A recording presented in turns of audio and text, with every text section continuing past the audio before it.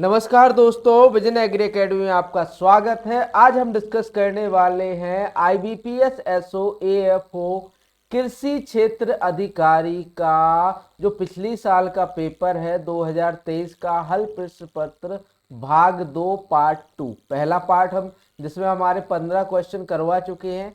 क्या है कि मैं पूरे के पूरे एक साथ 60 क्वेश्चन करवा दूं, लेकिन जो आपको डिस्क्रिप्शन है, मतलब कि वो जो आपकी विस्तृत व्याख्या है, मतलब जो सॉल्यूशन है उसका सारा का सारा, वो नहीं दे पाऊंगा, क्योंकि एक क्लास में मैं आपको 15 क्वेश्चन ही करवा पा रहा हूँ, इस वजह से। ठीक है, तो आप बढ़िया से जुड़ जाइए विजन एग्री एकेडमी से।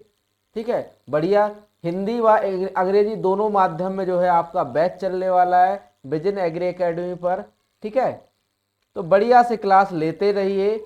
आपकी आईबीपीएस एसओ एएफओ की कृषि की क्लास आगे जो है आपको और भी कुछ प्रोवाइड कराएंगे, लेकिन अभी थोड़ा सा टाइम दीजिए हमें, आपको बहुत कुछ दिया जाएगा। ठीक है, जल्दी से जुड़ जाइए। शाम को 7 आपके 7 बज चुके हैं।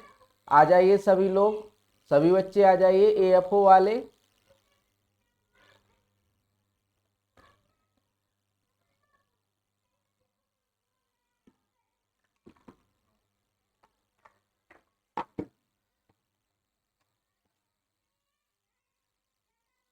बढ़िया से जुड़ जाइए विजन एग्री एकेडमी से।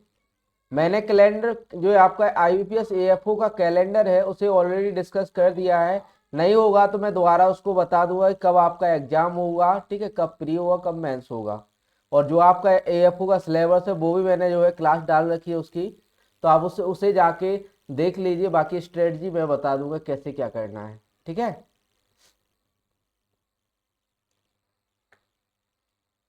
गुड इवनिंग भैया, गुड इवनिंग हमन बोले जी।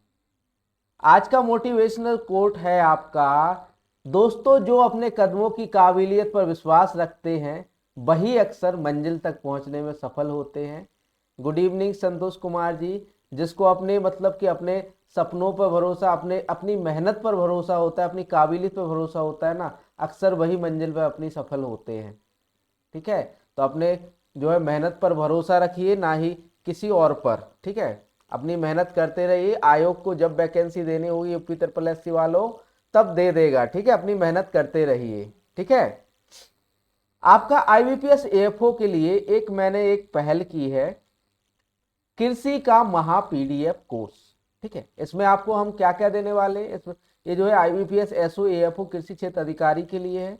इसमें आपको विषय अनुसार पीडीएफ ई बुक्स देंगे। जो आपका टीचमेंट ऐप है, टीचमेंट ऐप, उस पर मैं आपको जो है ये सब आपको विषय अनुसार पीडीएफ ई बुक दूंगा। विषय अनुसार आपके 30+ टेस्ट, मतलब कि 30, मतलब कि ये रहेगा ओवरऑल टेस्ट रहेगा। ओवरऑल मतलब कि पूरा का पूरा ओवरऑल टेस्ट 30+, ज़्यादा ही दे दूंगा आपके एग्जाम तक। ठीक है, 30+ नहीं, ज़्यादा ही दूंगा इसमें। एएफओ ये मैंने टीए के लिए डाला था 30+, एएफओ के लिए आपके 60+ टेस्ट यहाँ पे दूंगा। 2500 क्वेश्चन। ठीक है, और 1000 आपके तथ्य, जो आपकी यूट्यूब पर पीडीएफ जो क्लासेस होगी उसकी यूट्यूब पीडीएफ क्लासेस जो आपकी पीडीएफ है वो आपको इसमें प्रोवाइड कराई जाएगी। इसकी मात्र कीमत है आपकी 249 ठीक है, खरीदना चाहते हैं आप तो नीचे एक नंबर दिया हुआ है, टेलीग्राम पे मैंने पूरा शेयर किया हुआ है, या मेरा नंबर नीचे चल रहा है बॉटम में, तो आप उस पर कांटेक्ट कर सकते हैं। ठीक है, पीडीएफ आपको टीचमेंट ऐप और टेस्ट सीरीज आपको टीचमेंट ऐप पर दी जाएगी। ठीक है, चलिए आगे चलते हैं अपने पहले प्रश्न पर, जो आपका आईबीपीएस एएफओ 2023 यानी कि इसी साल का क्वेश्चन पेपर है जो पूछा गया है। पहला प्रश्न या 16 नंबर का प्रश्न, अभी तक 15 करवा चुके हैं आपके। इस 16वें नंबर का प्रश्न है आपका, harvesting of baby corn at which stage, baby corn की कटाई किस अवस्था में होती है। Option A 5 to 6 day after silking, भुट्टे में बाल बनने के 5 से 6 दिन बाद। ऑप्शन बी है आपका मिल्किंग स्टेज या दुग्ध अवस्था। ऑप्शन सी है 2 to 3 डेज आफ्टर टेस्लिंग या टेस्लिंग के 2 से 3 दिन बाद। ऑप्शन डी है 2 to 3 डेज आफ्टर सिल्किंग, भुट्टे में बाल बनने के 2 से 3 दिन बाद। या option E at the time of full maturity, पूर्ण परिपक्वता के समय। जो आपका एएफओ का एग्जाम होता है या कृषि क्षेत्र अधिकारी का एग्जाम होता है, उसमें आपके जो है 5 ऑप्शन रहते हैं, बाकी जो आपके स्टेट एग्जाम रहते हैं उसमें आपके 4 ऑप्शन रहते हैं। जल्दी से इसका आंसर लिख दीजिए, ABCDE।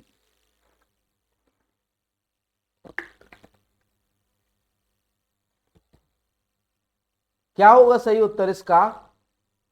ABCD। जल्दी से लिख दीजिए आंसर।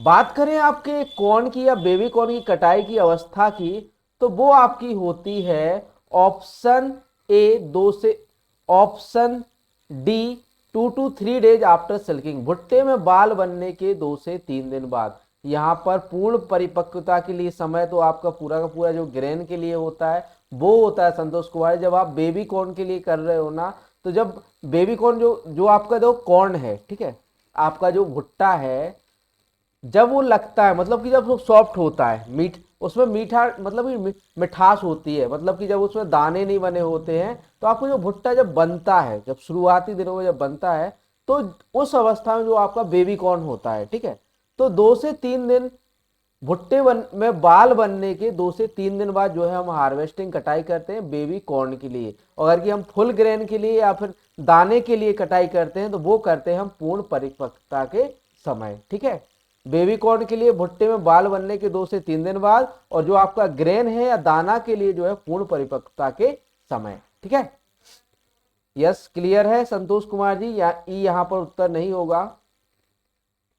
बात करें आपके बेबी कॉर्न की या बेबी कॉर्न की कटाई की, हार्वेस्टिंग ऑफ बेबी कॉर्न।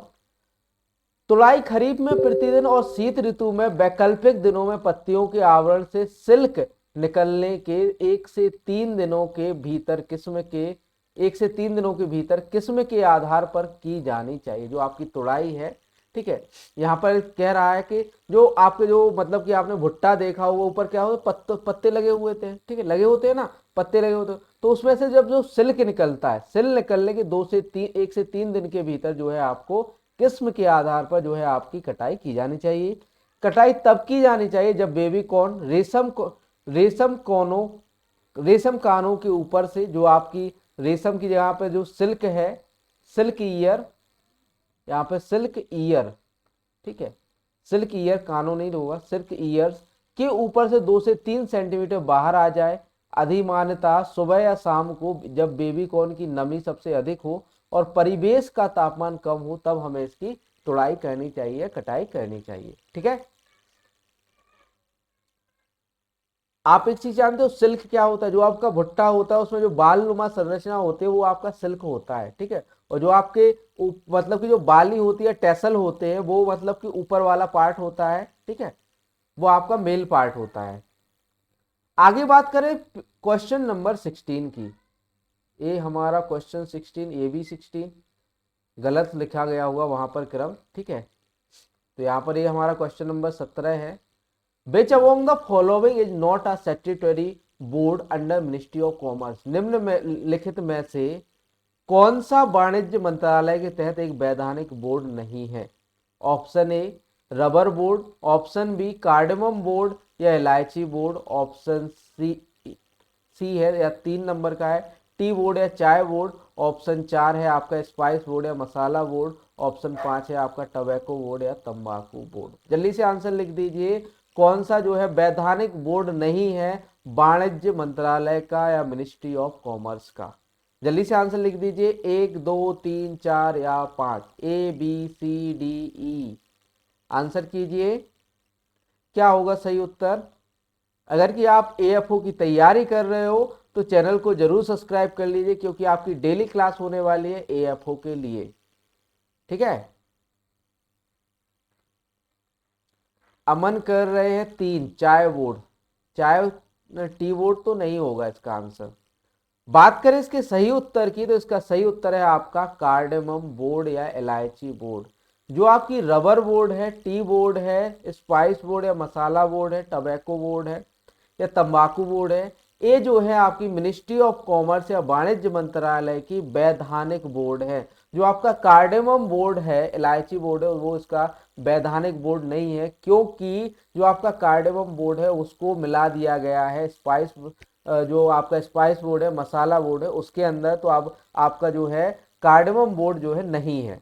ठीक है, मतलब कि उसका अस्तित्व ही नहीं है कार्डमम बोर्ड का। अब जो आपका पहले जो कार्डमम बोर्ड था वो अब मिला के दिया गया है स्पाइस बोर्ड में।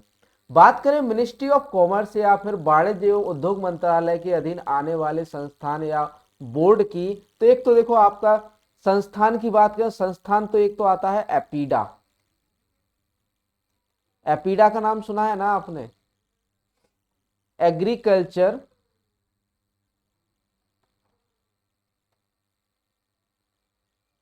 एग्रीकल्चर एंड प्रोसेस, यहां पर हो जाएगा आपका agriculture and process food product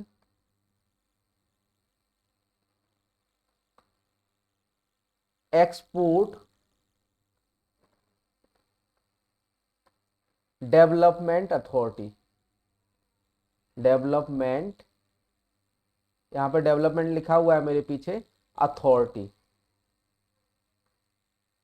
ठीक है, जो आपका अपेडा है वो आपका आता है किसके अंदर? वाणिज्य एवं उद्योग मंत्रालय के अधीन एक संस्थान है। बात करें आप बोर्ड की, तो आपका देखो एक तो आता है आपका रबर बोर्ड। रबर बोर्ड की बात करें तो रबर बोर्ड देश में रबर उद्योग के समग्र विकास के लिए रबर अधिनियम 1947 के तहत भारत सरकार, बिल्कुल सही लिख रहे हैं, 1986 में स्थापना हुई थी इसकी। ठीक है, इसका हेडक्वार्टर आपका न्यू दिल्ली के अंदर है, अपेडा का। ठीक है, रबर बोर्ड की बात करें तो रबर बोर्ड देश में रबर उद्योग के समग्र विकास के लिए रबर अधिनियम 1947 के तहत भारत सरकार द्वारा गठित एक सर्वाधिक सांविधिक या संवैधानिक निकाय है। सांविधिक निकाय या संवैधानिक निकाय है। रबर बोर्ड भारत सरकार के वाणिज्य एवं उद्योग मंत्रालय के अधीन आता है। ठीक है, एक हॉक समिति की सिफारिश पर, एड हॉक समिति की सिफारिश पर सरकार ने 18 अप्रैल 1947 को रबर उत्पादन और विपणन अधिनियम 1947 पारित किया और भारतीय रबर बोर्ड का गठन किया गया। रबर उत्पादन और विपणन संशोधन अधिनियम 1954 ने बोर्ड के नाम को रबर बोर्ड के रूप में संशोधित किया। ये तो है आपकी रबर बोर्ड की जानकारी। एक क्वेश्चन आपका देखो, जो भी आपके क्वेश्चन है आपके एएफओ 2023 में पूछे गए क्वेश्चन है। ठीक है, तो बिल्कुल भी ये मत सोचिए कि ऐसे, देखो आपको ऐसे ही क्वेश्चन आते हैं इसमें। ठीक है, तो मैंने उसका डिटेल डिस्क्रिप्शन आपको दे दिया। कभी कभी अपेडा का पूछा जाता है कि अपेडा किस मिनिस्ट्री के अंदर आता है। ठीक है, एक अपेडा का प्रोग्राम है एनपीओपी। एनपीओपी अपेडा के एक प्रोग्राम का नाम सुना है? NPO, national programme for organic production. National programme for organic production, N का मतलब नेशनल, पी का प्रोग्राम और O for organic and P for production. ठीक है, national programme for organic production. ये हो गया आपका जो है अपेडा के जो आपका कार्यक्रम चला जाए ऑर्गेनिक प्रोडक्ट का वो। ठीक है, अब आगे चलते हैं, अगली बोर्ड की बात करें। अगली बोर्ड है आपकी टी बोर्ड, चाय बोर्ड। यह भी आपकी किसके अंडर में आती है? Ministry of commerce and industry, वाणिज्य और उद्योग मंत्रालय के अधीन आती है। चाय उन उद्योगों में से एक है जो संसद के एक अधिनियम द्वारा संघ सरकार के नियंत्रण में आता है। टी बोर्ड या चाय बोर्ड इंडिया की उत्पत्ति 1903 में हुई थी, मतलब जो इसका स्थापना है वो कब हुई थी? 1903 में उत्पत्ति हुई थी टी बोर्ड की। जब जब भारतीय चाय उपकर विधेयक पारित किया गया था, चाय के निर्यात पर उपकर लगाने के लिए विधेयक प्रदान किया गया, जिसकी आय का उपयोग भारत के भीतर और बाहर भारतीय चाय के प्रचार के लिए किया जाना था। चाय अधिनियम 1953 की धारा 4 के तहत स्थापित वर्तमान चाय बोर्ड का गठन 1 अप्रैल 1954 को किया गया था। रबर बोर्ड भारत सरकार के, सॉरी यहाँ पर रबर बोर्ड नहीं होना चाहिए था, यहाँ पर होना चाहिए था आपका चाय बोर्ड। यहाँ पर रबर बोर्ड की जगह कर लीजिए चाय बोर्ड। चाय बोर्ड भारत सरकार के वाणिज्य एवं उद्योग मंत्रालय के अधीन आता है। ठीक है, इतना नोट कर लो। यहां पर लिखा हुआ है, मेरे सिर के पीछे लिखा हुआ है 1 अप्रैल 1954। ठीक है, इसे नोट कर लो आप अच्छे से।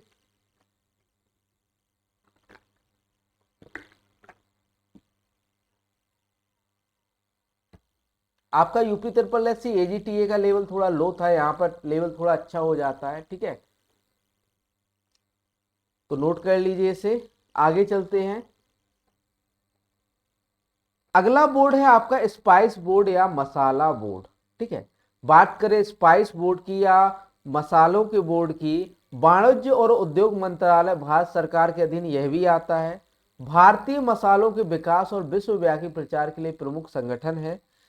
स्पाइसेस बोर्ड का गठन 26 फरवरी 1987 को मसाला बोर्ड अधिनियम 1986 के तहत तत्कालीन इलायची बोर्ड और मसाला निर्यात संवर्धन परिषद के विलय के साथ किया गया। तो देखो यहाँ पर जो है इलायची बोर्ड और जो आपका मसाला संवर्धन परिषद है, दोनों को साथ में विलय कर दिया या मिला दिया गया, मर्ज करके जो आपका बनाता है स्पाइसेस बोर्ड। ठीक है, स्पाइसेस बोर्ड वाणिज्य और उद्योग मंत्रालय के तहत काम करने वाली 5 कमोडिटी बोर्डों में से एक, मतलब कि जो आपका 5 कमोडिटी बोर्ड आते हैं आपके किसके अंडर में, वाणिज्य और उद्योग मंत्रालय के अधीन में, तो उसमें से एक जो है आपका स्पाइस बोर्ड है।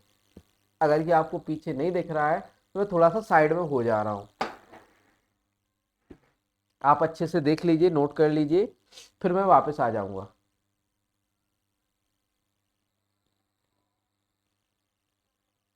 हर एक चीज को नोट करते जाइए साथ में, ठीक है, तब तो बढ़िया है।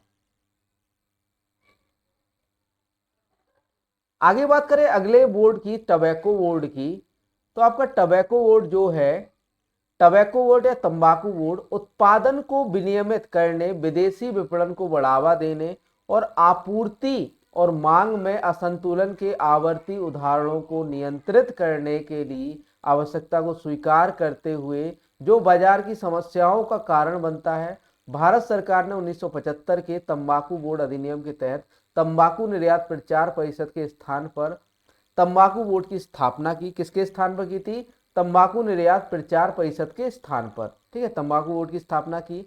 बोर्ड मतलब 1 जनवरी 1976 से अस्तित्व में आया था और भारत के आंध्र प्रदेश के गुंटूर में इसका अपना मुख्यालय खुला। मतलब जो इसका मुख्यालय है तंबाकू बोर्ड का, वो कहां पर है? आंध्र प्रदेश के गुंटूर जिले में। ठीक है, आगे अगले प्रश्न की बात करते हैं, चलिए हम वापस आ जाते हैं। ठीक है, अगला प्रश्न है ऑस्ट्रस साइकिल इन सीप एज, भेड़ में मध चक्र होता है। जल्दी से लिख दीजिए। 20 दिन का ए, बी 21 दिन का, सी 14 से 18 दिन का, डी 10 दिन का, या ई 20 से 25 दिन का। जल्दी से आंसर कर दीजिए। ए बी सी डी, क्या होगा यहाँ पर सही उत्तर आपका? 20 दिन, 21 दिन, या 14 से 18 दिन, या 10 दिन, या 20 से 25 दिन। जो आपकी सीप है या भेड़ है उसका मध्य चक्र होता है या ऑस्टर साइकिल कितने दिनों का होता है? जल्दी से आंसर लिख दीजिए। A B C D.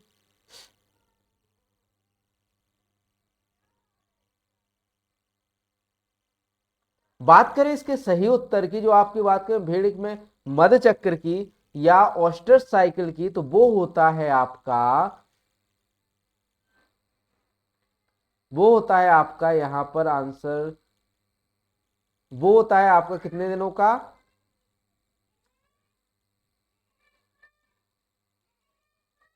14 से 18 दिन का। यहां पर आपका ऑप्शन सी जो है यहाँ पर सही हो जाता है, 14 से 18 दिन। ठीक है, यहाँ पर ऑप्शन सी जो है आपका सही हो, यहाँ पे आंसर नहीं आया है, डला नहीं है।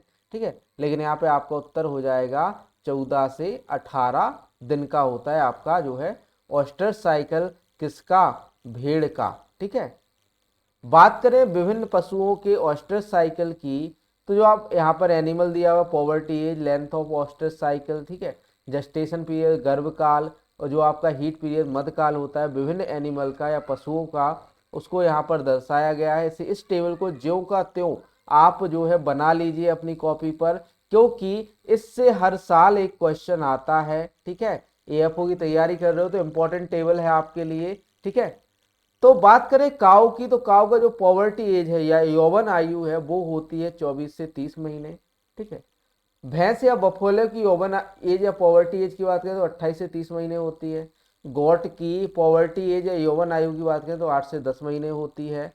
और बात करें सीप की पॉवर्टी एज या यौवन आयु की, तो वो होती है आपकी 9 से 14 महीने की।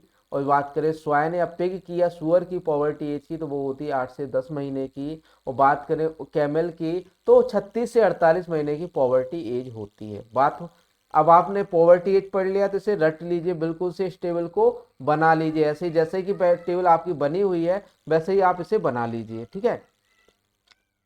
आगे है आपका लेंथ ऑफ ऑयस्टर साइकिल या मध चक्र की लंबाई, मतलब कि कितने दिनों का आपका मध चक्र होता है पशुओं में, विभिन्न पशुओं में। गाय में मध चक्र जो है आपका होता है 21 दिन का होता है, ठीक है। बफेलो भैंस में 21 दिन का होता है मध चक्र। सीप या गौट की या बकरी की बात करें तो 20 दिन का बकरी में होता है मध चक्र। सीप की बात करें, भेड़ की बात करें तो 15 से 18 दिन का मध चक्र जो है आपका सीप में होता है। स्वाइन या पिग या सुअर की बात करें तो 21 दिन का मध चक्र आपका सुअर में होता है। और आपकी कैमल या ऊंट की बात करें तो 10 दिन का जो है oyster cycle, length of oyster cycle या मध चक्र होता है आपका किसमें, कैमल के अंदर या ऊंट के अंदर, ठीक है।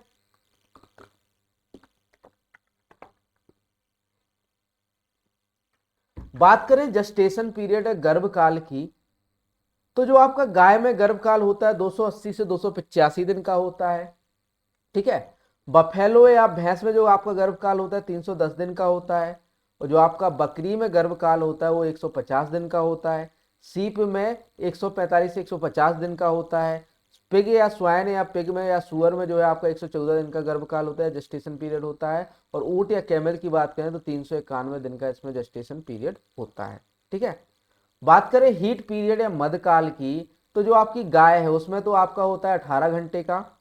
जो आपकी बफेलो या भैंस है उसमें 24 घंटे का मध्यकाल होता है। बकरी में 2 से 3 दिन का मध्यकाल होता है। सीप या भेड़ में आपका 1 से 3 दिन का मध्यकाल होता है। और आपका बात करें पिग की या सुअर की तो उसमें 1 से 5 दिन का मध्यकाल होता है। बात करें कैमल या ऊंट की उसमें 3 से 5 दिन का मध्यकाल होता है।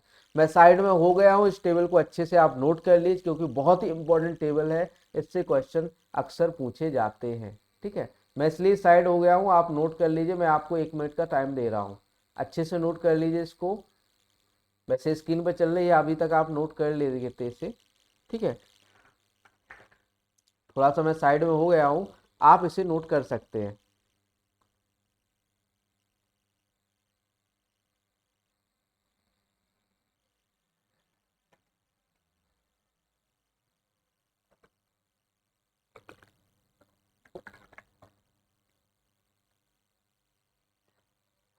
ठीक है, चलिए आगे चलते हैं अगले क्वेश्चन पर। अगला प्रश्न है प्रश्न नंबर, आप आराम से बाद में इसे पॉज करके, ठीक है, वीडियो को पॉज करके आराम से टेबल को नोट कर लीजिएगा, ठीक है। चलते हैं अगले प्रश्न पर। अगले प्रश्न की बात करें, अगला प्रश्न है हमारा, trees and shrubs which are grown at the joining point of river and sea, नदी और समुद्र के संगम स्थल पर उगने वाले पेड़ और झाड़ियां हैं। पेड़ और झाड़ियां जो कहलाती हैं क्या कहलाती हैं? ऑप्शन ए मिक्स्ड फॉरेस्ट्री, मिश्रित वानिकी, option B mangrove, option C shelter belt या रक्षा पट्टी, ऑप्शन डी रिक्रिएशनल या मनोरंजक वानिकी, option D E social forestry या सामाजिक वानिकी। जल्दी से उत्तर लिख दीजिए, नदी और समुद्र के संगम स्थल पर उगने वाले पेड़ और झाड़ियां क्या कहलाती हैं? मिक्स्ड मिश्रित वानिकी, मैंग्रोव, रक्षा पट्टी या मनोरंजक वानिकी या सामाजिक वानिकी। जल्दी से आंसर कर दीजिए, ए बी सी डी। यहां पर सही उत्तर क्या होगा? अगर आप एएफओ की तैयारी कर रहे हैं तो बहुत ही यूजफुल लेक्चर है क्योंकि हर एक चीज यहाँ पर आपको डिटेल में दी गई है, ठीक है। यहाँ पर उत्तर लिख दीजिए, क्या होगा सही उत्तर यहाँ पर। बात करें इसके सही उत्तर की तो यहाँ पर सही उत्तर है आपका ऑप्शन बी मैंग्रोव, ठीक है। बी बिल्कुल सही, संतोष कुमार जी सही उत्तर लिख रहे हो आप। जो आपकी नदी और समुद्र के संगम स्थल पर जो आपके पेड़ और झाड़ियां उगती है उसे जो कहते हैं मैंग्रोव कहते हैं। मैंग्रोव में जो आपके पानी खड़ा हुआ पानी होता है उसमें उगने वाले क्या क्या होते हैं? आपके मैंग्रोव होते हैं, ठीक है। मैं आपको मैंग्रोव वन दिखाना चाहता हूँ, 1 मिनट रुक जाइए, ठीक है। मैं मैंग्रोव आपको दिखाई देता हूँ। मैंने इसे किया, मैं गया अपने गूगल पे, यहाँ पर हमने डाला मैंग्रोव, मैंग्रोव फॉरेस्ट, ठीक है। ये देखो इमेजेस आ गई कुछ, ये देखो यहाँ पर तुम्हें कुछ दिख रहा होगा, जो ये पानी में, जो पानी में जंगल है यहाँ पर, वो आपके मैंग्रोव्स कहलाते हैं। देखो यहाँ पर जो है आपका,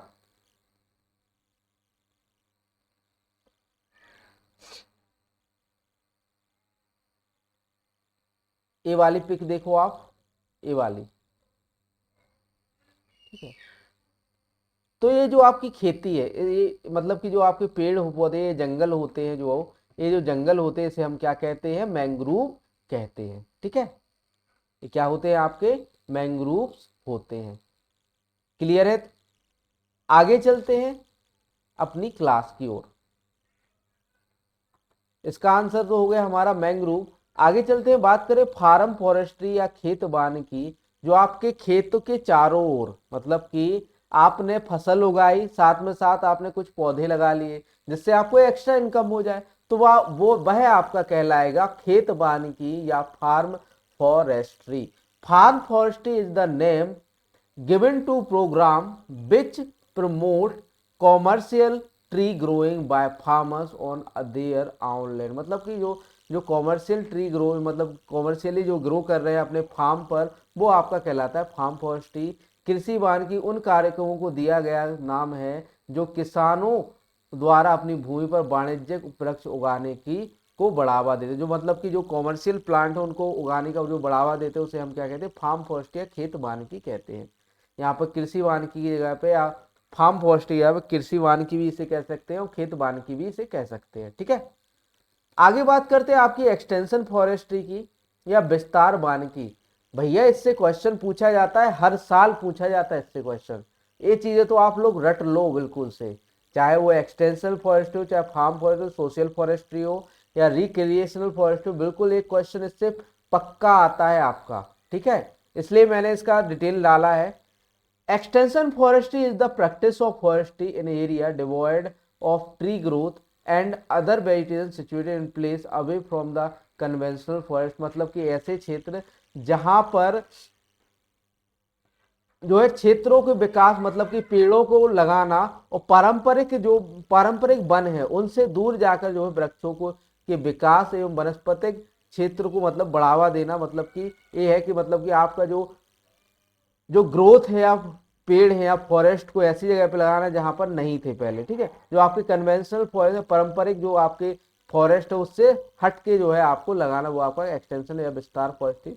तो यहाँ पे extension forestry is the practice of forestry in area devoid of tree growth and other vegetation situated in places away from the conventional forest area with the object of increasing the area under tree growth, ठीक है।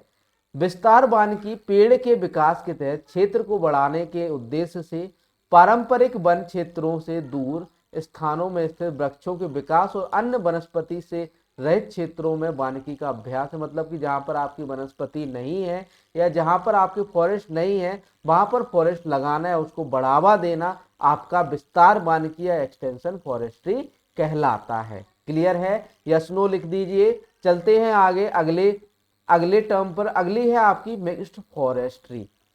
Mixed forestry वह कहलाती है, mixed forestry is the practice of forestry for raising fodder grass with scattered fodder tree, fruit tree and fuel wood tree on suitable waste land, panchayat land and village commons. जो आपकी village land है या फिर जो पंचायत की जमीन है उस पर जो है आपके ग्रास, मतलब जो मतलब कि जो आपकी घास चारा वाली फसल घास या जो फलदार पेड़ हैं, चारे वाले पेड़ हैं, या जो आपके पेड़ पौधे हैं या कॉमर्शियल पेड़ हैं उनको लगाना आपका क्या कहलाता है, मिश्रित। मतलब कि उसमें आपने साफ सब कुछ लगाया, चाहे उसमें आपने फल वाले लगा दिए, लकड़ी वाले ईंधन के लिए लकड़ी वाले लगा दिए, ठीक है, चारा वाले लगा दिए, ठीक है। कुछ आपने देखा हुआ ब्राउजिंग, कुछ पे बकरियां चरती हैं तो वो चारा वाले हो जाते हैं कुछ पौधे, ठीक है। तो मिश्रित बान की उपयुक्त बंजर भूमि, पंचायत भूमि पर बिखरे चारे के पेड़, फलदार पेड़ और ईंधन की लकड़ी के पेड़ के साथ चारा घास उगाने के लिए वानिकी की एक प्रथा है या एक कल्चर है, ठीक है। आगे चलते हैं, बात करें आपकी सोशल फॉरेस्ट्री या सामाजिक वानिकी की। तो forestry outside the conventional forest which primarily aim at providing continuous flow of goods and services for the benefit of people। पारंपरिक वनों के बाहर वानिकी उद्देश्य, जिसका प्रमुख उद्देश्य क्या है, लोगों के लाभ के लिए वस्तुओं और सेवाओं का निरंतर प्रवाह करना। मतलब कि जो आपके मतलब जो आपका जो फॉरेस्ट है वो किसको प्रोफिट कर देगा, आपके पीपल, मतलब जो पीपल हैं उस कम्युनिटी के या सोसाइटी के, उसको जो है आपके गुड्स और सर्विसेज देगा, या जो आपकी वस्तुएं और सेवाएं देगा। ठीक है, वस्तुएं मतलब कि आपके जलाने के लिए लकड़ी हो गई, ठीक है, और आपको मतलब कि शेल्टर के लिए लकड़ी हो गई, ठीक है, और कुछ भी सब सुविधाएं हो सकती है आपके लिए, ऑक्सीजन है, ठीक है, ये सब आपकी सेवाएं हैं। This definition implies that the production of forest goods for the needs of the local people in social forestry, thus social forestry aim at growing forest on the of the choice of the local population। मतलब कि यहाँ पर आपके local population के basis पे, मतलब कि जो आप चाहे वो आप प्लांट यहाँ पर ग्रो कर सकते हैं, या वो पेड़ आप या ट्री ग्रो कर सकते हैं। ठीक है, पारंपरिक वनों के बाहर, पारंपरिक वन वो कहलाते हैं मतलब जो पहले से फॉरेस्ट स्थापित है, या जो पहले से वन जो है स्थापित, उन्हें हम पारंपरिक कहते हैं। ठीक है, पारंपरिक वनों के बाहर वानिकी, जिसका मुख्य उद्देश्य लोगों के लाभ के लिए वस्तुओं और सेवाओं का निरंतर प्रवाह प्रदान करना है। इस परिभाषा का तात्पर्य है कि स्थानीय लोगों की आवश्यकताओं के लिए वन वस्तुओं का उत्पादन सामाजिक वानिकी है। इस प्रकार सामाजिक वानिकी का उद्देश्य स्थानीय आबादी की पसंद के वनों को उगाना है। ठीक है, आगे बात करें कम्युनिटी फॉरेस्ट्री या सामुदायिक वानिकी की, तो सामुदायिक वानिकी, community forestry is defined as the practice of forestry on community lands and with the participation of people और कम्युनिटी, और जो आपके लोगों के पार्टिसिपेशन से या ये जो सामुदायिक जो भूमि होती है उस पर की जाती है। सामुदायिक वानिकी को लोगों या समुदाय की भागीदारी के साथ सामुदायिक भूमि पर वानिकी के अभ्यास के रूप में परिभाषित किया गया है। ठीक है, आगे बात करें रिक्रिएशनल फॉरेस्ट्री। रिक्रिएशनल फॉरेस्ट्री जो है आपकी, वो आपकी मनोरंजन के उद्देश्य से जो पेड़ पौधे हैं उसको उगाया जाता है। ठीक है, तो बात करें recreational forestry is the practice of forestry with the object of raising flowering trees and shrubs mainly to serve as the recreational forest for the urban and rural population। ठीक है, this type of forestry is also known as aesthetic forestry which is defined as the practice of forestry with the object of developing or maintaining a forest of high skin value। मनोरंजक वानिकी मुख्य रूप से शहरी और ग्रामीण आबादी के लिए मनोरंजन वनों के रूप में सेवा करने के लिए फूलों के पेड़ों झाड़ियों को बढ़ाने के उद्देश्य से वानिकी अभ्यास है। इस प्रकार के वानिकी को एस्थेटिक वानिकी के रूप में भी जाना जाता है, जिससे उच्च प्राकृतिक मूल्य के वन को विकसित करने या बनाए रखने के उद्देश्य से वानिकी के अभ्यास के रूप में परिभाषित किया जाता है। इसको नोट करना है आपको, तो मैं थोड़ा सा साइड में हो जा रहा हूं, तो आप इसे नोट कर सकते हैं। ठीक है, नोट आप वीडियो को पॉज करके आराम से कर सकते हैं।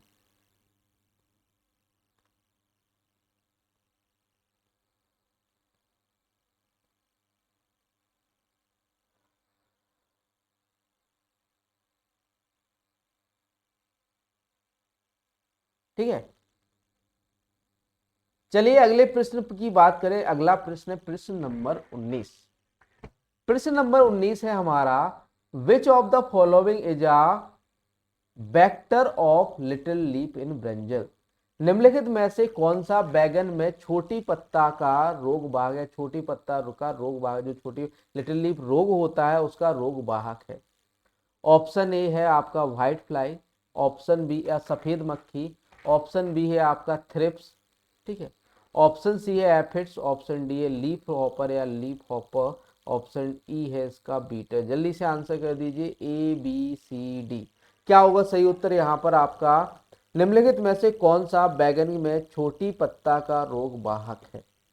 ए व्हाइट फ्लाई सफेद मक्खी, बी थ्रिप्स, सी एफिड्स, या डी लीफ हॉपर, या ई बीटल्स। जल्दी से आंसर कर लिख दीजिए, ए बी सी या डी। बात करें आपके यहाँ पर सही उत्तर की, तो यहाँ पर आपका सही उत्तर है लीफ हॉपर। जो आपका लीफ हॉपर है वो आपका छोटी पत्ता रोग, जो लिटिल लीफ होता है ब्रिंजल का या बैगन का छोटी पत्ता रोग होता है, उसका रोग वाहक के रूप में काम करता है आपका कौन, लीफ हॉपर। बात करें रोग वाहकों के, विभिन्न प्रकार के रोगों के वाहक। ठीक है, तो वेक्टर रोग वाहक और यहाँ पर पादप का रोग दिया हुआ है। आराम से इसे नोट कर लीजिए इस टेबल को जैसी की तैसी। और अब मैं आगे जो है आपका जो मतलब कि आगे जो आपके चैप्टर होने वाले हैं ना उसमें आपकी ये टेबल दे दूंगा, ठीक है। एफिड्स की बात करें, एफिड जो है पोटैटो लीफ रोलर वायरस, आलू की लीफ रोल वायरस के लिए रोगवाहक है। बंची टॉप ऑफ बनाना, केले का बंची टॉप के लिए रोगवाहक कौन, aphids. Ring spot of papaya, पपीते के रिंग स्पॉट के लिए रोगवाहक है आपका एफिड। ब्रैक्ट्स मोजेक ऑफ बनाना, केले के ब्रैक्ट मोजेक के लिए भी जो है रोगवाहक का काम करता है आपका एफिड, ठीक है। बात करें लीफ हॉपर की तो टुंगरो वायरस ऑफ राइस, चावल का टुंगरो विषाणु जो रोग होता है उसके लिए जो है रोगवाहक का कार्य करता है। राइस ड्वार्फ डिजीज वायरस, चावल बोना रोग विषाणु के लिए जो आपका लीफ हॉपर जो है पादप पत्ता फुदका जिसे कहते हैं रोग वाहक का कार्य करता है। मेज स्ट्रैक वायरस या मक्का स्ट्रैक वायरस के लिए भी जो आपका जो है रोग वाहक के रूप में कार्य करता है। और लिटिल लीफ ऑफ चिली, मिर्च की छोटी पत्ता रोग या लिटिल लीफ ऑफ चिली या के लिए भी यह रोग वाहक का कार्य करता है। पादप दिए गए हैं आपके, पादप रोग दिए गए हैं या प्लांट डिजीज दी गई है और बैक्टर यहाँ पर या रोग वाहक यहाँ पर दिए गए। आराम से इस टेबल को नोट कर लीजिए, फिर चलते हैं अगले क्वेश्चन पर। चलिए आप वीडियो पॉज करके नोट कर लीजिए क्योंकि आपकी क्लास छूट ना जाए, ठीक है, इंटरनेट की वजह से। पहले मैं देखना चाहूंगा कि वो 17-18 का चक्कर क्या था।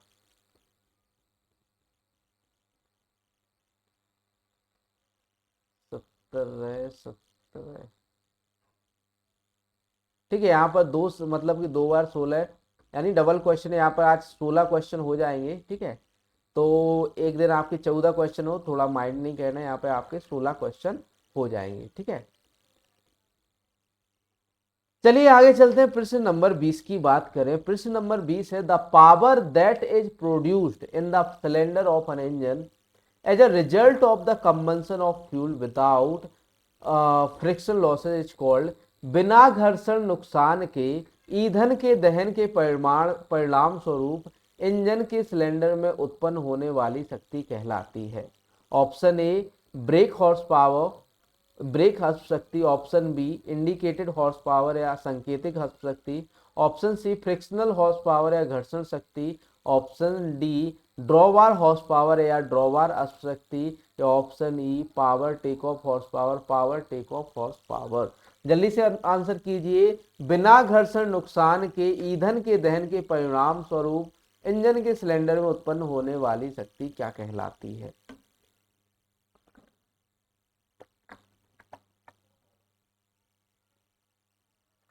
बात करें इसके सही उत्तर की तो यहां पर आपका सही उत्तर हो जाता है option B indicated horse power. जो आपकी शक्ति उत्पन्न होती है इंजन सिलेंडर के अंदर उसे हम कहते हैं इंडिकेटेड हॉर्स पावर या संकेतिक अश्व शक्ति। यहां पर बी उत्तर जो है आपका सही उत्तर हो जाता है। आगे बात करें आपके इंडिकेटेड हॉर्स पावर की या संकेतिक अश्व शक्ति की तो यह जो आपका it is the power generated in the engine cylinder and received by the piston. मतलब कि जो यह वह पावर होता है जो आपके पिस्टन के अंदर जो है उत्पन्न होता है और यह जो है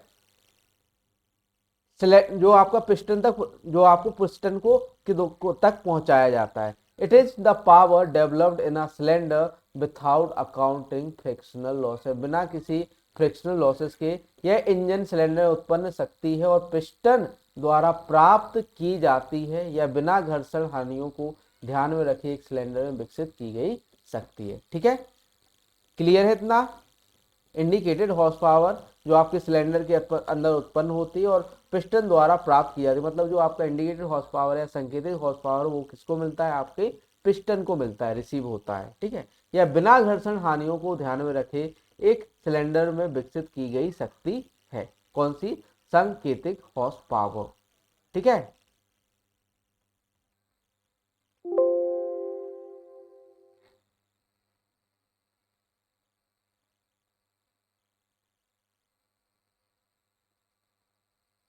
आगे बात करते हैं आपके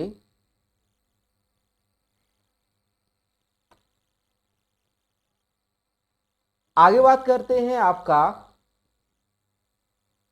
ब्रेक हॉर्स पावर या ब्रेक अश्व शक्ति क्या कहलाती है, ठीक है।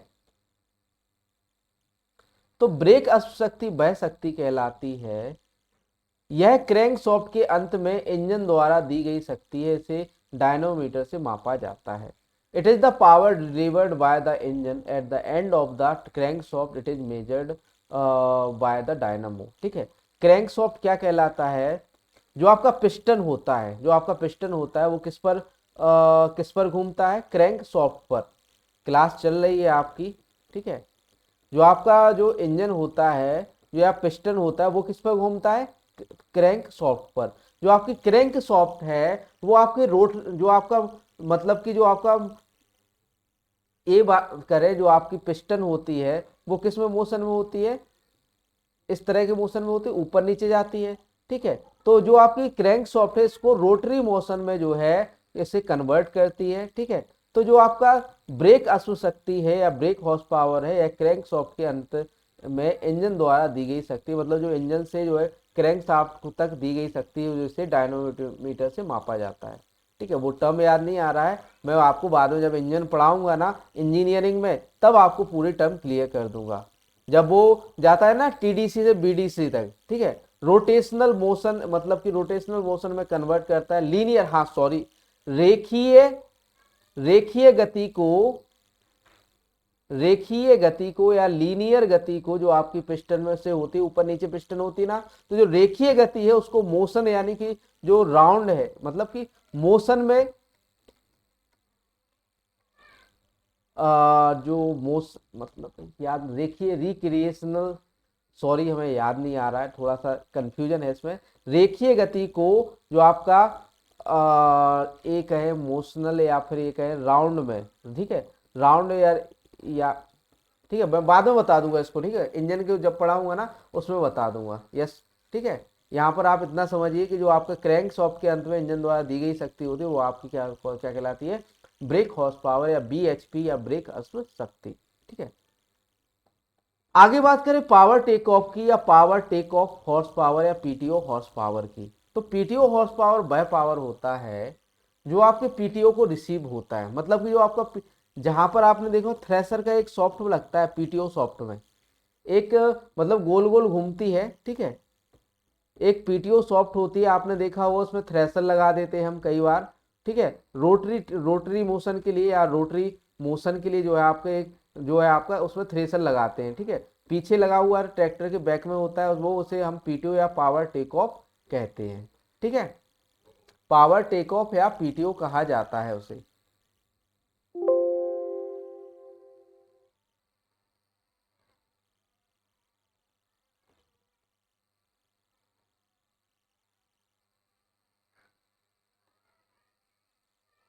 दोबारा से इंटरनेट चला गया है, चलिए कोई बात नहीं। पावर टेक ऑफ की बात करें आपके, तो जो आपका रोड मतलब जो पीछे जो आप मतलब कि कोई भी इंस्ट्रूमेंट लगाते हो रोटरी मोशन के लिए, वो आपका पावर टेक ऑफ होता है। मैं आपको पावर टेक ऑफ दिखाई देता हूँ, पीटीओ सॉफ्ट को दिखाई देता हूँ आपको। यहाँ पर मैंने सर्च किया पावर टेक ऑफ या सीधा लिख दिया पीटीओ। ठीक है, यह जो आपका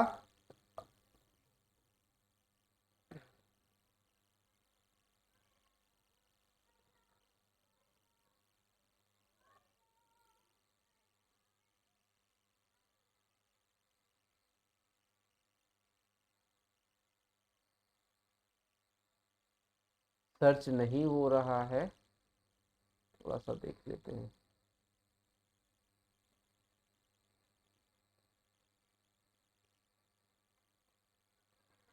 माफी चाहता हूँ थोड़ा सा लाइव क्लास के लिए, लाइव तो चल रही है।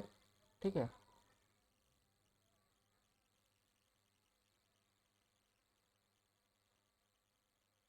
एंड नहीं हुई है स्ट्रीमिंग। ठीक है, लाइव है क्लास।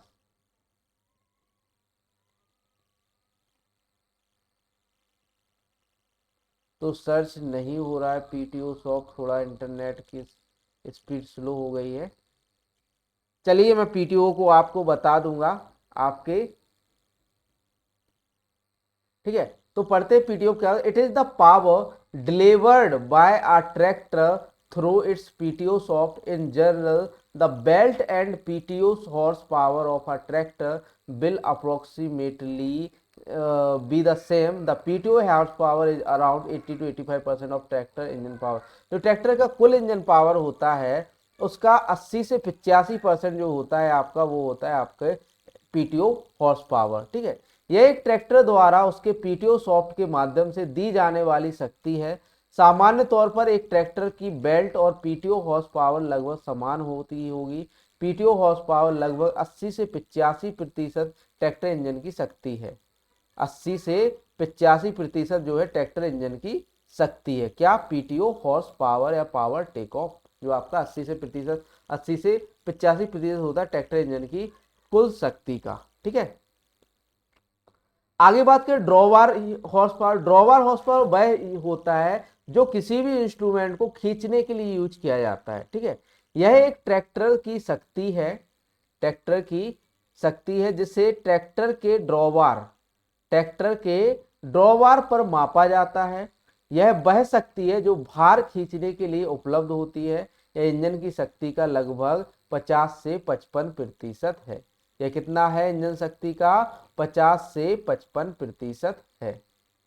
ठीक है, यह कितना है इंजन की शक्ति का? 50 से 55%। ठीक, माफी चाहता हूं, क्लास बीच में ही डिस्कनेक्ट हो गई, इसकी रिकॉर्डिंग मुझे फिर से डालनी पड़ेगी। ठीक है, तो यह एक ट्रैक्टर की शक्ति है जिसे ट्रैक्टर के ड्रॉवार पर मापा जाता है। वह शक्ति है जो भार खींचने के लिए उपलब्ध होती है। यह इंजन की शक्ति का लगभग 50 से 55% है। आगे चलते हैं, अगला है आपका फ्रिक्शनल हॉर्स पावर। बात करें आपके फ्रिक्शनल हॉर्स पावर की, तो जो आपका यह बिना किसी उपयोगी कार्य के इंजन को दी गई गति है से चलाने के लिए आवश्यक शक्ति है। यह एक इंजन के घर्षण और पंपिंग नुकसान का प्रतिनिधित्व करता है। जैसे आपने मतलब कि आप कोई कार्य नहीं कर रहे हो, इंजन को आप मतलब कि इंजन को चला रहे, मतलब कि आपने एक्सीलेटर ले लिया ऐसे। ठीक है, तो ये आपकी जो इसमें कोई काम नहीं होता है, गति इंजन को गति से चलाने के लिए जो है आपकी आवश्यकता है घर्षण आवश्यकता। It is the power required to run the engine at the given speed without producing any useful work. It represents the friction and pumping losses of the engine. ठीक है, अगला प्रश्न, प्रश्न नंबर 21। प्रश्न नंबर 21 है आपका, after harvesting make the fruit skin feel attractive for consumer with effect of ethylene gas to degrade chlorophyll। कटाई के बाद क्लोरोफिल को डिग्रेड करने के लिए इथाइलिन गैस के प्रभाव से फलों की त्वचा को उपभोक्ता के लिए आकर्षक बनाने की क्रिया को क्या कहते हैं? Option A pre cooling, option B degreening, option C ripening, option D yellowing या option A none of these, इनमें से कोई नहीं। जल्दी से आंसर लिख दीजिए, क्या होगा यहाँ पर सही उत्तर? ए प्री कूलिंग, बी डिग्रीनिंग, सी राइपनिंग या डी येलोइंग या ई नन ऑफ दीज। बात करें इसके सही उत्तर की, तो इसका सही उत्तर है आपका डी ग्रीनिंग। ठीक है, आगे चलते हैं अगले प्रश्न में। प्रश्न नंबर 22 है हमारा, what is the name of the process by which the cow eat the food and bring back from stomach and regurgitates previously consumed feeds and chew it further. उस प्रक्रिया का नाम क्या है जिसके द्वारा गाय भोजन खाती है और पेट से वापस लाती है और पहले से खाए गए भोजन को वापस चबाती है, इसे और चबाती मतलब और ज्यादा चबाती है, तो ये क्या कहलाता है? आपका रिमिनेशन या जुगाली करना कहलाता है। आपके जो पशु है, गाय है, भैंस है, जो आपकी बकरी है, जो आपका ये जो मतलब कि ऊंट है, ये कैसे जुगाली करते हैं? रिमिनेशन, तो इस प्रक्रिया हम कहते हैं जुगाली या रिमिनेशन। ठीक है, तो यहां पर उत्तर आपका हो जाएगा जुगाली या र्यूमिनेशन। आगे चलते हैं, बात कर रहे हैं प्रश्न नंबर 23 की, which Himalayan breed found in Jammu Kashmir Himachal Pradesh and with long horns curled backward droopy ears small teeths and colour is white but mostly brown और black and produces fine wool. कौन सी हिमालयी नस्ल जम्मू कश्मीर हिमाचल प्रदेश में पाई जाती है जिसके लंबे सींग, पीछे की ओर मुड़े हुए सींग, टेढ़े कान, छोटे टीट और रंग सफेद लेकिन ज्यादातर भूरा या काला होता है और महीन ऊन पैदा करता है? बताइए कौन सी वैरायटी है? ए मारवाड़ी, बी बरबरी, सी सिरोही, डी गड्डी या ई नेल्लोरे। यहाँ पर बात करें उत्तर की, तो जो आपकी जम्मू कश्मीर या हिमाचल प्रदेश की नस्ल है वो है आपकी गड्डी। यहाँ पर आपका सही उत्तर हो जाता है गद्दी। ठीक है, आगे बात करें प्रश्न नंबर 24 की, तो प्रश्न नंबर 24 है व्हाट इज पल्सिंग। पल्सिंग क्या है? Option A storage of pulses, दलहनी फसलों का भंडारण। Option B processing of flower to increase shelf life, फूलों के जीवन को बढ़ाने के लिए फूलों का प्रसंस्करण। Option C increase shelf life of fruit, फलों की सेल्फ लाइफ बढ़ाने के लिए, जीवन को बढ़ाने के लिए। Option D increase shelf life of vegetable, सब्जियों की सेल्फ लाइफ बढ़ाना है। Option E none of these, इनमें से कोई नहीं। जल्दी से बता लिख दीजिए ए बी सी डी, जो आपकी पल्सिंग है वो है क्या। बात करें इसके सही उत्तर की, तो इसके सही उत्तर है आपका option B processing of flower to increase shelf life, फूलों के जीवन को बढ़ाने के लिए फूलों का प्रसंस्करण कहलाता है। ठीक है, अगला प्रश्न है आपका 25 नंबर प्रश्न, जीएनआरएच हार्मोन रिलीज बाय, जो जीएनआरएच हार्मोन है किसके द्वारा जारी किया जाता है। Option A hypothalamus, option B pituitary, option C ovary या अंडाशय, ऑप्शन डी गोनेट्स या ऑप्शन ई इनमें से कोई नहीं। बात करें सही उत्तर की, तो इसका सही उत्तर आपका है हाइपोथैलेमस। जो आपका जीएनआरएच हार्मोन है, ठीक है, जो आपका जो उत्सर्जित किया जाता है जो है वो आपका हाइपोथैलेमस से। अगला है प्रश्न number 26, quincunx system of planting have how much time more plants than square system. रोपण की क्वीन कोनेक्स प्रणाली में वर्ग प्रणाली की तुलना में कितने गुना अधिक पौधे होते हैं। ए 1.5 गुना, ऑप्शन बी 2 गुना, ऑप्शन सी 4 गुना, ऑप्शन डी 1 गुना या ऑप्शन ई 3 गुना। बात करें इसके सही उत्तर की, तो इसका सही उत्तर है आपका 1.5 गुना या 1.5 गुना। ठीक है, प्रश्न नंबर 27 है specialise stem which is produce from the leaf axial at the crown of the plant and prostrate horizontally is known as. एक विशेष तना जो पौधे के शिखर पर पत्ती के कक्ष से उत्पन्न होता है और क्षैतिज रूप से फैला होता है कहलाता है। Option A runners, option B suckers, option C bulbs, option D rhizome या ऑप्शन ई ट्यूबर। एक विशेष तना जो पौधे के शिखर पर पत्ती के कक्ष से उत्पन्न होता है और क्षैतिज रूप से फैला होता है कहलाता है। जल्दी से आंसर लिख दीजिए ए बी सी डी। बात करें इसके सही उत्तर की, तो इसका सही उत्तर है आपका ऑप्शन ए रनर्स। ठीक है, अगला प्रश्न है प्रश्न number 28, which secondary tillage make soil smooth and prepare for seed bed.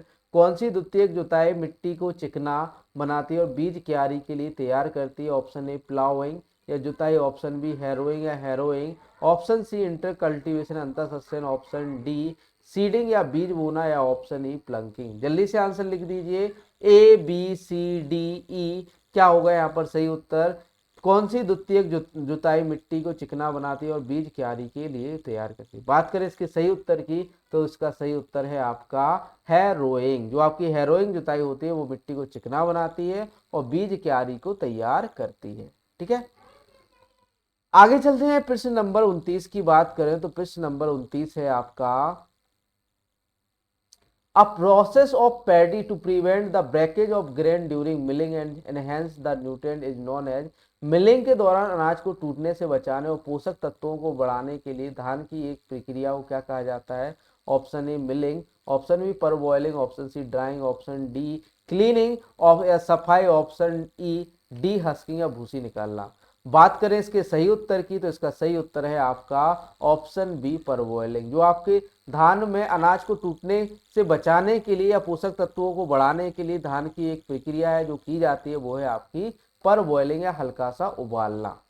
बात करें प्रश्न नंबर 30 की, in sand type soil in which all type of soil are present and clay is less than 15%, what will be the minimum percent of sand. रेतीली मिट्टी में जिसमें सभी प्रकार की मिट्टी मौजूद हो और चिकनी मिट्टी 15% से कम हो, बालू का न्यूनतम प्रतिशत क्या होगा।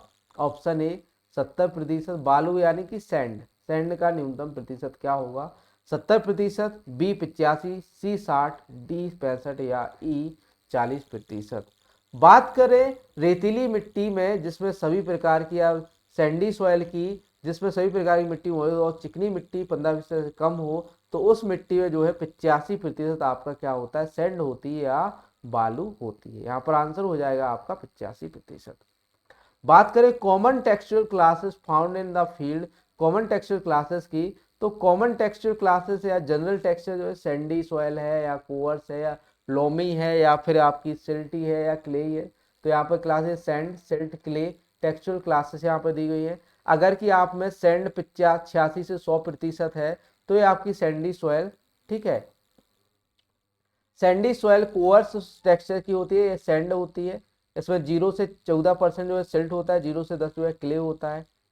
बात करें 70 से 86% अगर ये सैंड और 0 से 30 अगर ये सिल्ट और 0 से 15 जो है आपका क्ले है तो ये लोमी सैंड कहेंगे इसे। अभी लोमी सॉइल या मॉडरेटली कोर्स टेक्सचर वाली सॉइल की बात करें, ठीक है, तो इसमें 10-15-50 से 70% जो है सैंड होता है।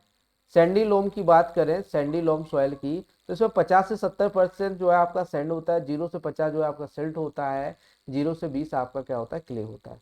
लोम सॉइल की बात करें, लोम सॉइल में 23 से 52% सैंड, 28 से 50 सिल्ट और 7 से 27 जो आपका क्ले होता है। सिल्टी लोम की बात करें तो 20 से 50% आपका सैंड, 74 से 88 सिल्ट और 0 से 27 जो है क्ले होता है। बात करें आपकी सैंड सिल्ट की तो 0 से 20 जो है सैंड होता है इसमें, 88 से 100% जो है सिल्ट होता है, 0 से 12 जो है इसमें क्ले होता है। ये जो है आपके आईसीआर से उठाई हुई टेबल है, आईसीआर से ली गई टेबल है ये, ठीक है, तो ऑथेंटिक है। आगे बात करें आपके क्ले लॉम की या loamy soil moderately fine texture की, तो अगर कि आपके पास यहाँ पर सैंड था, आपका सैंड, सिल्ट और यहाँ पे आ जाएगा आपका क्ले। तो जो सैंड की बात करें तो क्ले लॉम के लिए जो है 20 से 45 जो है क्ले लॉम में सैंड होता है और 15 से 52% सिल्ट होता है, 27 से 40 क्या होता है, क्ले होता है। सैंडी क्ले लॉम की बात करें तो 45 से 80% इसमें सैंड होता है, 0 से 28 सिल्ट होता है, 20 से 35 क्ले होता है। बात करें सिल्टी क्ले लॉम की तो इसमें 0 से 20% सैंड होता है, 40 से 43 सिल्ट होता है और 27 से 40 आपका क्ले होता है। क्लेई सॉइल या फाइन टेक्सचर सॉइल की बात करें तो एक होती है सैंडी क्ले। सैंडी क्ले में आपका जो है 45 से 65% सैंड होता है, 0 से 20 सिल्ट और 35 से 55% आपका क्ले होता है। सिल्टी क्ले की बात करें तो 0 से 20% सैंड होता है, 40 से 60 आपका सिल्ट होता है, 40 से 60 आपका क्ले होता है। क्ले की बात करें तो 0 से 45 सैंड, 0 से 40 सिल्ट और 40 से 100% जो है आपका इसमें क्ले होता है। आगे आपको बताया दिया कृषि का महा पीडीएफ कोर्स के बारे में, ठीक है। और thanks for watching Vision Agri Academy. आगे मिलते हैं कल की क्लास में, ठीक है। आज की क्लास डिस्कनेक्ट हो गई थी, मैं धीरे धीरे करवाए ले रहा हूँ नेट की सुविधा, क्या है ब्रॉडबैंड नहीं है, सिम का नेट चलाता हूँ तो क्लास डिस्कनेक्ट हो जाती है, मैं धीरे धीरे करवा लूँगा सुविधा।